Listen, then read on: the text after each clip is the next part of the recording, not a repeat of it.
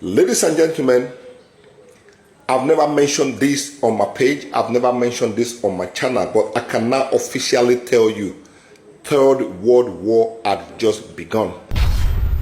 Brace yourself because it is going to affect everyone.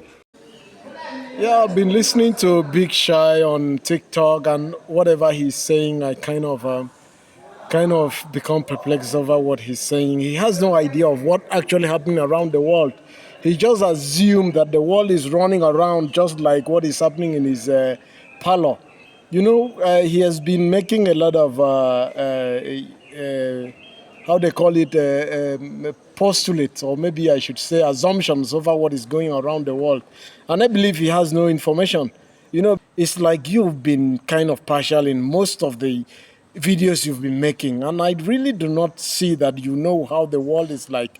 Do you remember you made mention of Israel will not be able to retaliate, but what happened after a month? Israel really retaliate. I'm not supporting Israel, but I'm looking at the way you assume things from your head. Now you were kind of telling me that World War III is coming, and what is happening? What will trigger World War III? Okay, let me play a video of what Putin said, so that you know that Putin and Xi will not come. That is Xi Jinping of China. We are not interested in this war you are talking about. I heard that we are supposed to show some solidarity, and this is very true. But each conflict is unique. Let me emphasize that Israel has more than 2 million people who came from the former Soviet Union or Russia. In fact, Israel is almost a Russian-speaking country today. And clearly, in our most recent history, we factor this in. Now, traditionally,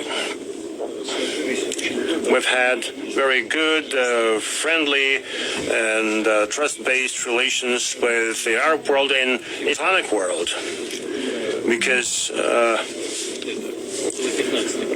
about 15% of the population of Russia are Muslims. So Russia is an observer in the Islamic Cooperation Organization. It's another important factor. We have to consider both factors. Now, we have established some friendly relations with Iran. And in this connection, we always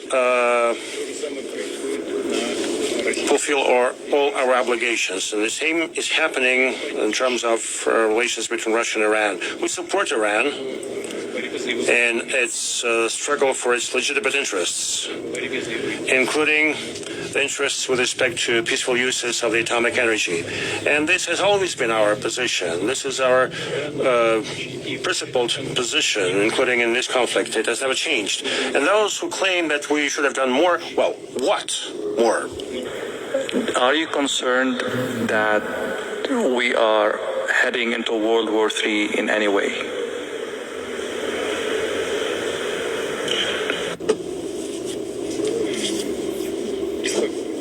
It does concern me, and there is no irony about it. This is no joking. A lot of conflict potential is out there, and it's growing. Right next to our borders, there is one conflict that directly affects us. I'm referring to the conflict in Ukraine. Now, see what's happening in the Middle East.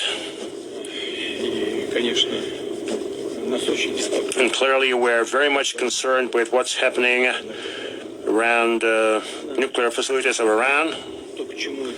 We're very much concerned with the possible implications and outcomes. And definitely this requires not only very much attention on our part, but also we need to seek solutions to those situations and peaceful solutions along all these lines. And again, Who is even supporting Iran that you are talking?